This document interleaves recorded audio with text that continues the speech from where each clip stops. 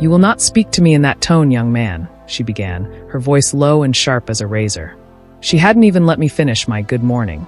"Besides the fact that I am older than you, I am your senior colleague. And I have come to warn you. Do not pursue this. Do not represent that man. You never forget the day your heroes show you their feet of clay." For me, it was a Tuesday, and it began with a flat tire. There I was, in my best court suit, kneeling on the grimy asphalt of a Lagos highway, wrestling a stubborn jack as drivers leaned on their horns. Sweat dripped from my forehead, mixing with the road dust, creating little muddy trails on my skin. By the time I finally limped into the office, 2 hours late and smelling of frustration and engine grease, I thought the universe had thrown its worst at me. I was wrong, because waiting for me in my office, her silhouette framed against the large window, was Senior Advocate Brenda Osinowo. She was a legend. I'd quoted her arguments in my law school thesis. To see her in my modest office should have been an honor. But the air was cold, and her posture was a rigid line of disapproval. I sank into my chair, the fight from the morning gone, replaced by a dull ache of disbelief. "I'm sorry, Senior Advocate, what tone? I just walked in. I've had a difficult morning." She waved a dismissive hand, as if swatting a fly. "Are you willing to wreck your promising career for this? I bet you haven't given it a deep thought at all. Think man." And that's when the pieces clicked. That man was old Benjamin, who had come to me a week prior, his eyes full of a quiet, desperate hope. He'd clutched a small, carved wooden box, inside of which were some dried leaves and a story. "I have thought about it," I said, my voice steadier than I felt. "I thought about it when Mr. Benjamin sat right where you are now.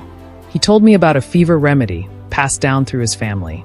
He told me how he filed for the patent, only to have it snatched away by a pharmaceutical giant, your client, who buried him in legal motions he couldn't possibly understand, let alone afford to fight." Brenda's expression didn't change. "This isn't about some folk tale. This is about your future. You take this case, and you become a pariah. The big firms, the judges in the pockets of big industry, they will mark you. You will be the lawyer who doesn't understand how the game is played." The game? A bitter laugh escaped me. This isn't a game to him. This is his legacy.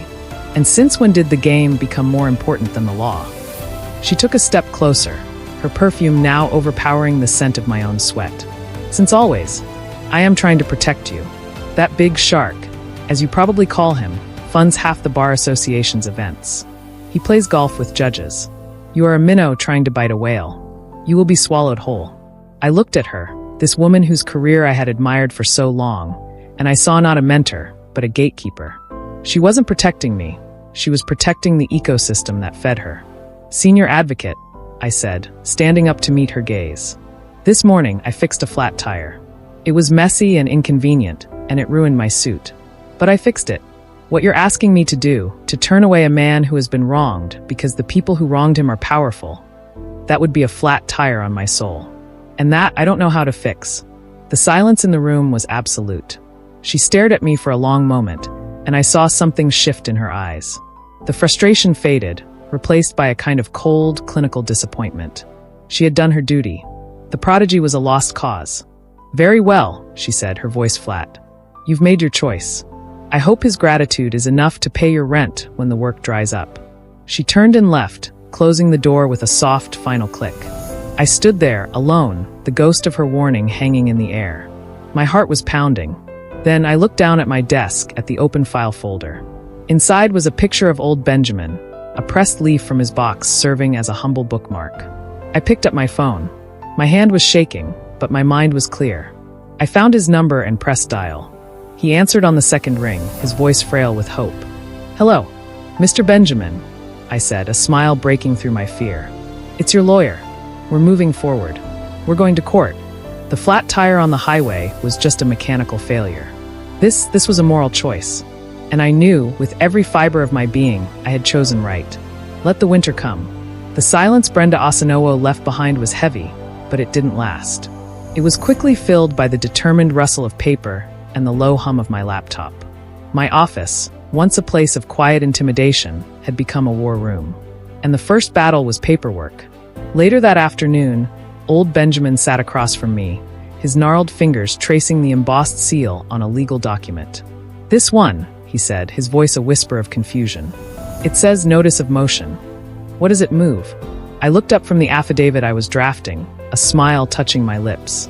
It's not moving a thing, Mr. Benjamin. It's our first move. It's how we tell the court in Next Pharma that we're not going away. We're formally asking the judge to review their patent and restore yours. He nodded slowly, but the worry in his eyes was a familiar weight. And all these words, they are like a forest. It is easy for a man to get lost. That's why you have me, I said, sliding a simpler, typed summary across the desk. I'm your guide. Now, let's go over your story again. Not as a story, but as a statement of fact. Every single detail. We had been at it for hours. The air smelled of old paper, strong coffee, and Benjamin's faint, earthy scent of herbs. I watched as he composed himself, his gaze turning inward. It was after the last rainy season, he began, his voice gaining strength. I took my finished preparation to the university, to the science department. A young doctor there, he was very excited. He said it was a verifiable antipyretic. He helped me write the first papers. And you gave him a sample? A detailed recipe? I prompted, my pen poised. A small sample, only enough for testing. The recipe. I wrote it down for him, but... He looked down, his shoulders slumping. I am a foolish old man. I trusted his white coat more than my own sense. You're not foolish for trusting an expert, Mr. Benjamin. You were betrayed by one.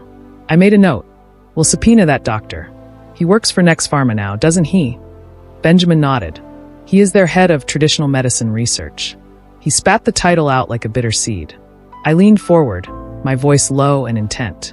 When we get into that courtroom, their lawyers, Brenda Osinowo's people, they are going to try to confuse you. They will use big words. They will ask you the same question 5 different ways. They will try to make you doubt your own memory. He met my gaze, and for the first time, I saw a flicker of fire in the deep brown of his eyes. My memory for this is long. It is longer than their papers. My father taught me this when I was a boy, younger than my own grandson. I have not forgotten a single leaf, a single step. It is in here. He tapped his temple. And in here. He laid a hand over his heart. That, I said, feeling a surge of conviction, is what we need in that room. Not just the facts, but the truth. Now, let's talk about the process. After we file these, I gestured to the growing stack of documents. They will have 30 days to respond. They will file a motion to dismiss. They will say your claim has no merit. And what will we do? He asked, his eyes wide. We will oppose their motion, I said, a grim smile on my face. We will stand right back up. This is a marathon, not a sprint. Are you ready for that? The old man looked from the intimidating stack of legal briefs to my face. He saw my tired eyes, the grease still faintly under my fingernails from the morning's ordeal, the determined set of my jaw. He saw that I too was in the fight. He straightened his back, pulling his worn shoulders back. They took what was mine. They thought an old man from the village had no fight left. He shook his head, a slow, deliberate motion. They were wrong. I have been waiting for a guide. Now I have one. So we run this marathon. Step by step. Good, I said, gathering the finalized documents. The weight of them in my hands felt good. Solid. Real. Then let's go and file our notice. Let's let them know the minnow has teeth. The sun was setting as we stepped out of my office, casting long shadows across the street. We walked towards the courthouse, an unlikely pair. A young lawyer with a fire in his belly and an old man with a truth in his heart. The High Court Registry was a universe of controlled chaos, a world away from the quiet tension of my office. It was a vast, echoing hall where the air was thick with the scent of old paper, anxiety, and the faint, citrusy polish used on the floors. Benjamin walked beside me, his eyes wide, taking in the scene. He clutched his wooden box to his chest like a shield.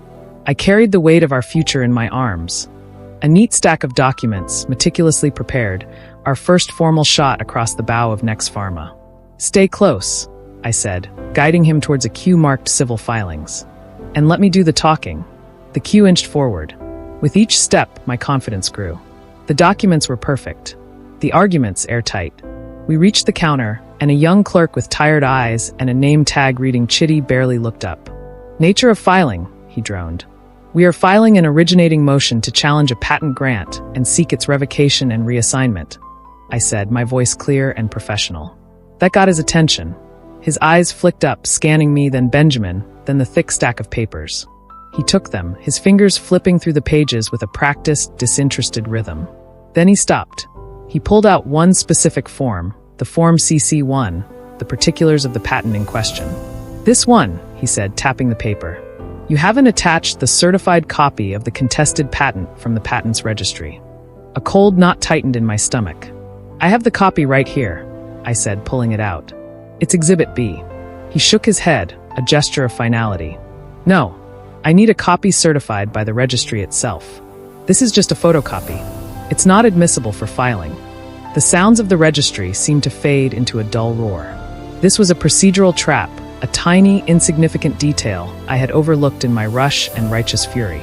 Brenda Asanowo's words echoed in my mind. You will be swallowed whole. Was it starting here, at this grubby counter with a bored clerk? Sir, I said, leaning in, my voice dropping. My client has come a long way. This patent was wrongfully taken from him. We just need to file this today to stop the clock on the statutory period. The clerk, Chitty, looked genuinely apologetic but unmoved. I understand, sir. But the rules are clear. No certified copy, no filing. You'll have to go to the patents registry on Broad Street, get it stamped, and come back tomorrow. Tomorrow. The word was a death sentence.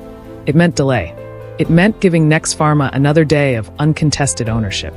It meant Benjamin would have to endure another night of despair. But the law, Benjamin whispered beside me, his voice trembling. The law says we can challenge it. It is my right. I was about to argue further, to plead, when Benjamin's words sparked a connection in my mind. The law. I had been thinking about the rules of the court, but he was talking about the foundational law. My eyes darted back to the Form CC1, to the section that cited the Patents and Designs Act. A thought, sharp and clear, cut through the panic. Chitty, I said, my tone changing from pleading to that of a colleague. I understand your position. Truly. But look at this. I pointed to the section on the form that referenced the Act. The Act, in Section 25, specifically states that any person interested may present a petition to the court for the revocation of a patent. The filing of that petition is what invokes the court's jurisdiction.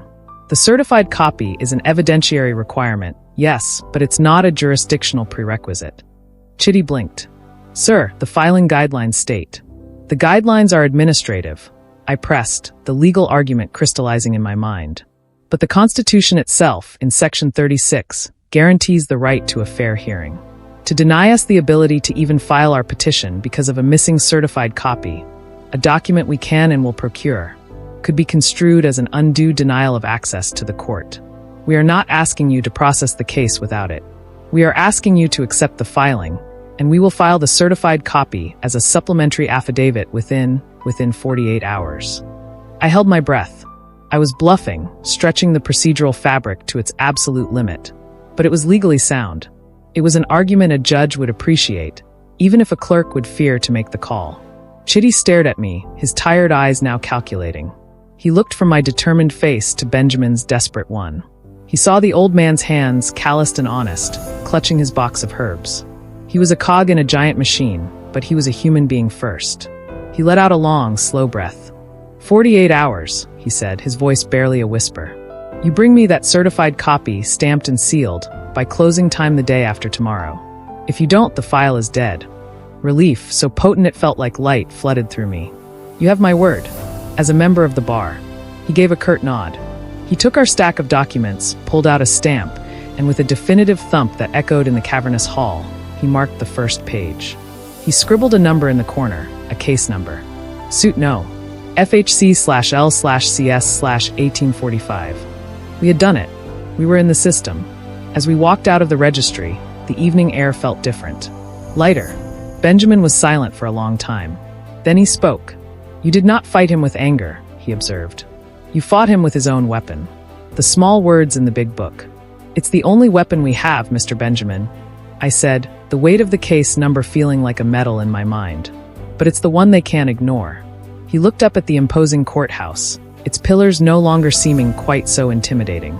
Good. Then we will keep using it. Now, he said, a new strength in his voice. We go to Broad Street tomorrow. We get their stamp. I smiled. The battle of the filing counter was won. But as we stepped out into the bustling city, I knew the war was just beginning. Nex Pharma would be served tomorrow. And Brenda Asanowo would know, without a doubt, that the minnow hadn't just grown teeth. It had learned how to bite. The euphoria of securing our case number lasted precisely as long as the walk from the courthouse steps to my beat-up sedan. It evaporated in the silence of the car ride, replaced by a heavy, palpable quiet that seemed to emanate from the old man sitting beside me. I had learned, in the short time I'd known Benjamin, to read his silences. This one was different from the contemplative quiet in my office, or the odd hush in the registry. This was a silence thick with fear. I pulled up outside his small, modest bungalow in a quiet part of town. The evening was settling in, painting the sky in shades of orange and purple. He made no move to get out. His hand rested on the door handle, but his gaze was fixed on some distant, painful point only he could see. "They will crush us," he whispered, the words so soft they were almost stolen by the evening breeze. I turned off the engine, allowing the new, more profound silence to fill the space between us. "Who will, Benjamin?" "Them," he said, his voice gaining a little strength, laced with despair. "The men in big cars. The ones with offices that touch the sky. That woman, your senior, she was right. I am a foolish old man from a village, dragging a bright young boy like you into a war you cannot win." I started to protest, to recite the legal arguments, but he turned to me, and the raw terror in his eyes stopped me cold. This wasn't about the law anymore. This was about the soul. This remedy, it was my father's, and his father's before him. It is not for getting rich. It is for healing, for helping. What if by fighting them, I lose it completely? What if they twist it, turn it into something else in a laboratory, and the world forgets the old man who brought it? Maybe it is better it stays with me, and my family. Maybe that is its destiny. He looked down at the wooden box on his lap, his gnarled fingers tracing the carvings as if reading a sacred text. "To go to Broad Street tomorrow, to that big government building. It makes it real. There is no turning back. And I am tired." I let the silence hang for a moment, respecting the weight of his confession. This was the moment every underdog faces, the chilling cost of the fight becoming real. "Benjamin," I began, my voice low and steady. "Look at me." He slowly lifted his head. "You asked me if I was a bright young boy being dragged into your war. You're wrong. I am a lawyer who was lost in a forest of rules and precedents and big sharks. You didn't drag me into your war. You walked into my office and handed me a compass." I leaned closer, my own fears and doubts crystallizing into a certainty I needed him to feel. "You think this is just about a formula in a box? It's not. It's about your father's hands showing you how to grind the leaves. It's about the memory of who you healed with it. That story, that truth, is more powerful than any document in any skyscraper. They can't photocopy that. They can't stamp and file it away. It belongs only to you." I pointed a finger at the courthouse, its silhouette just visible in the distance. "What we did today, that number we got, that wasn't for them. It was for us. It was us planting our flag in the ground and saying, 'We are here. Our story matters.' Going to Broad Street tomorrow isn't about making it real for them. It already is. They have the papers we filed. They know our names. Going tomorrow is about making it real for us. It's the next step on our path." He was listening now, his breathing a little less ragged. "You're not a foolish old man," I said, my tone firm. "You are the guardian of a legacy, and I am not a bright young boy. I am your guide, your advocate. You are not dragging me. We are walking this path together. The fatigue you feel, that's the weight of the injustice you've been carrying alone. Let me help you carry it." I reached out and put my hand on top of the wooden box. It felt warm, alive. "We are not going to let them twist your legacy. We are going to force them to recognize it. On your terms." Benjamin looked from my face to my hand on his box, a symbol of everything he held dear. A slow, deep breath filled his lungs. The terror in his eyes didn't vanish, but it was joined by something else, a flicker of resolve. He placed his own hand over mine, his skin rough and warm. "You are a good guide," he said simply. He opened the car door and stepped out into the twilight. He stood straighter than he had when he got in. He didn't look back at the courthouse. He looked ahead towards his home. "I will see you in the morning," he said, not as a question, but as a statement of fact. "We have a stamp to get on Broad Street." I watched him walk inside, the weight of our shared purpose settling on my own shoulders. The cold feet had warmed. The doubt had been acknowledged and faced down. The Patents and Designs Registry on Broad Street was a temple of bureaucracy, a world away from the grand, echoing halls of the High Court. Benjamin and I navigated a labyrinth of wooden counters and queues, finally finding the right department. My confidence from the day before was tempered now by a sharp, professional caution. We were in the belly of the beast. We presented our paperwork to the clerk, a young woman who took our documents with a sigh that suggested we were personally responsible for ruining her Friday. She glanced at the patent number, then at her computer screen. Her bored expression flickered, replaced by a faint unease.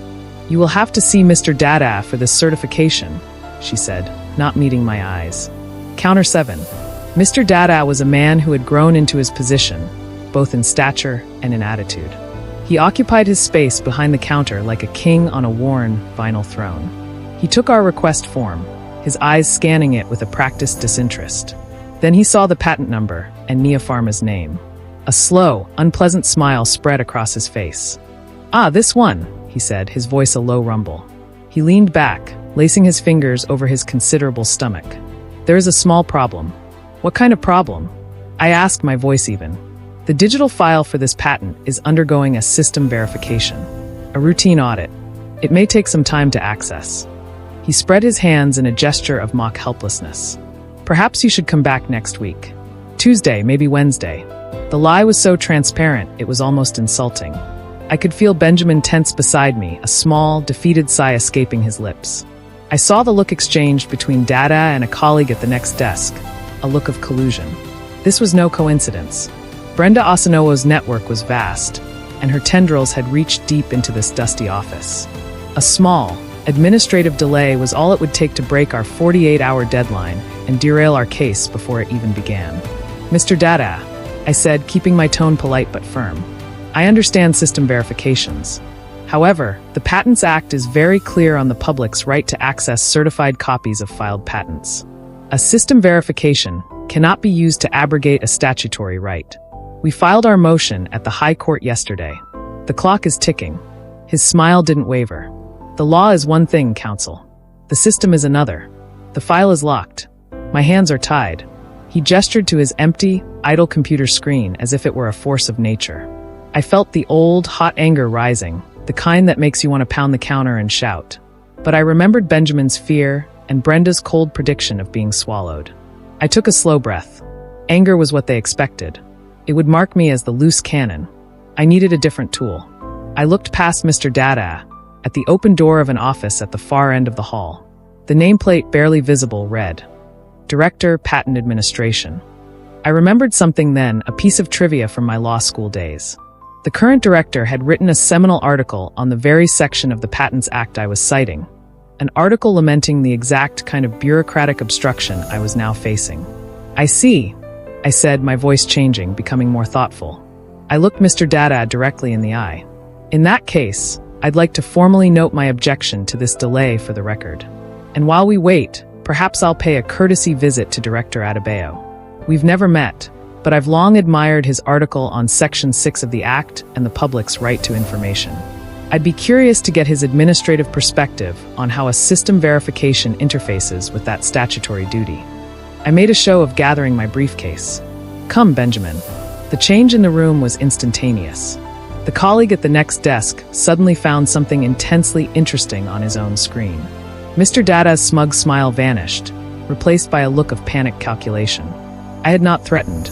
I had not raised my voice. I had simply connected the dots between his petty corruption and the professional pride of his superior. "Counsel, a moment," Dada said, his voice strained. He held up a hand. Let me try one more thing. The system can be temperamental." He turned to his computer, his fingers suddenly a flurry of activity on the keyboard. He typed in a series of commands, his shoulders hunched. The printer beside him whirred to life. Within 2 minutes, he was stamping a document with a force that betrayed his frustration. "Certified true copy," the stamp read, with the registry's official seal. He slid the document across the counter, his eyes now refusing to meet mine. "There you are." I took the paper. It was warm from the printer. "Thank you for your diligence, Mr. Dada," I said, my voice neutral. "I trust the system verification has been resolved." He said nothing. As we walked out into the bright Friday sunlight of Broad Street, Benjamin looked at me, a new kind of respect in his eyes. "You did not fight him," he observed.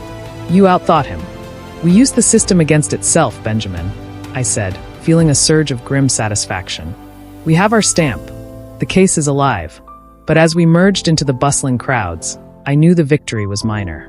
We had navigated one petty official. The real powers, the ones who could make a judge temperamental or evidence disappear, were still waiting. The Battle of Broad Street was over. The war for the courtroom was next. The reception area of Brenda Osinowo and Partners was a monument to success. The receptionist, impeccably dressed, eyed my worn briefcase with polite disdain. "Do you have an appointment with the senior advocate?" "No," I said, my voice echoing more confidently than I felt in the cavernous space. "But I have this for her." I held up the large manila envelope containing the filed court processes. "It's a matter of professional service. I believe she's expecting it." The receptionist picked up the phone, her voice a low murmur. After a moment, she nodded.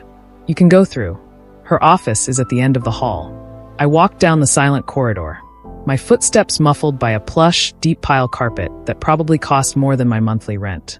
The door to Brenda's office was a solid slab of rich, dark wood. I knocked twice.